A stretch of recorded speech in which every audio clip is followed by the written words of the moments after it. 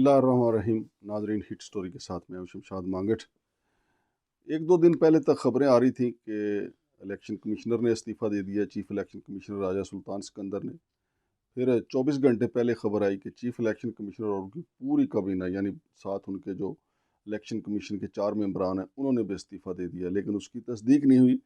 البتہ اب یہ خبر تصدیق ہوئی ہے کہ سیکرٹری الیکشن کمیشن عمر حمید صاحب نے استعفیٰ دے دیا ہے۔ انہوں نے اپنے استعفے میں لکھا ہے کہ ان کی صحت ٹھیک نہیں ہے، وہ اپنے فرائض منصبی جو ہیں وہ سر انجام نہیں دے سکتے۔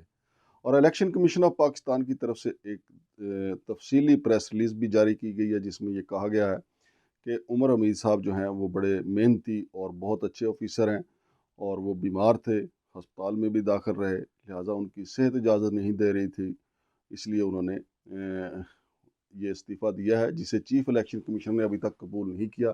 اور وہ جو ہی صحت یاب ہوں گے تو دوبارہ الیکشن کمیشن آف پاکستان کو جوائن کر لیں گے۔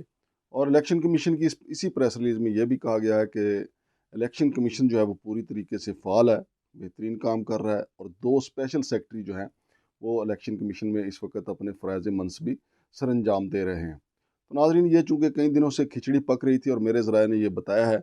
کہ سیکرٹری الیکشن کمیشن عمر حمید صاحب جو ہیں، ایک تو ان کی مدت ملازمت جولائی میں ختم ہو رہی ہے، اور پچھلے کچھ عرصہ سے ان کے اور چیف الیکشن کمشنر کے درمیان کافی ان بن تھی اور کشمکش جاری تھی، لہٰذا جب عمر حمید صاحب نے یہ دیکھا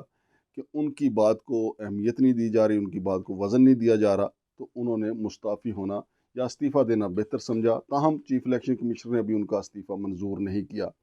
کیونکہ الیکشن کمیشن کے حوالے سے بار بار یہ خبریں آ رہی ہیں کہ جی election commission chief election commissioner بھی مستعفی ہونا چاہتے ہیں،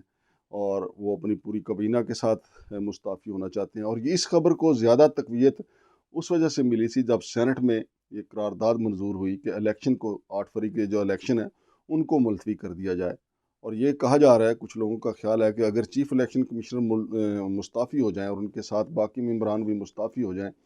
تو پھر ایک ٹھوس بہانہ ہوگا کہ اب تو 8 فروری کو الیکشن نہیں ہو سکتے۔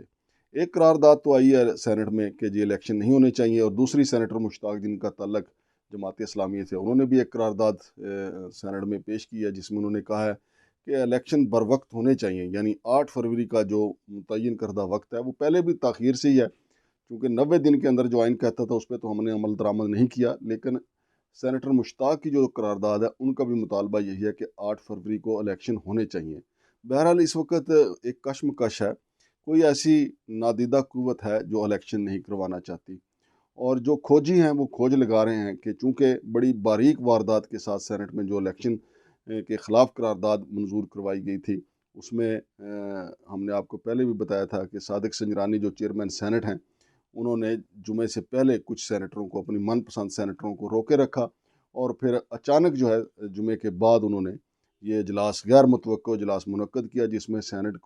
جس میں الیکشن روکے جانے سے متعلق یہ قرارداد منظور ہوئی۔ اب کھوجیوں کا کہنا ہے کہ یہ جو سارے جو نشانات مل رہے ہیں کہ وہ طاقتور حلقے ہیں جو الیکشن نہیں چاہتے، چونکہ صادق سنجرانی جو ہے وہ تو آپ کو پتہ ہی ہے جہاں سے طاقت لیتے ہیں۔ بہرحال اب الیکشن کمیشن میں بھی ایک تھوڑا سا آپ کے سامنے ایک طوفان اٹھتا ہوا نظر آ رہا ہے۔ طوفان تو کئی دنوں سے اٹھا ہوا تھا کہ جی چیف الیکشن کمیشنر مستعفی ہوں گے، ان کا استعفیٰ تو نہیں آیا، لیکن سیکرٹری کا استعفیٰ آ گیا۔ اب دیکھتے ہیں کہ آگے اب الیکشن کمیشن کیا لاہ عمل اختیار کرتا ہے۔ فی الحال تو انہوں نے جو پریس ریلیز جاری کی ہے اس میں بڑے زوردار عزم کا اظہار کیا ہے کہ ہم الیکشن جو ہیں وہ بر وقت کروائیں گے، اور الیکشن کمیشن آف پاکستان جو ہے وہ پوری طریقے سے فعال ہے، اور 2 اسپیشل سیکرٹری کام بھی کر رہے ہیں۔ شمشاد مانگٹ کو اجازت دیجیے، اللہ حافظ۔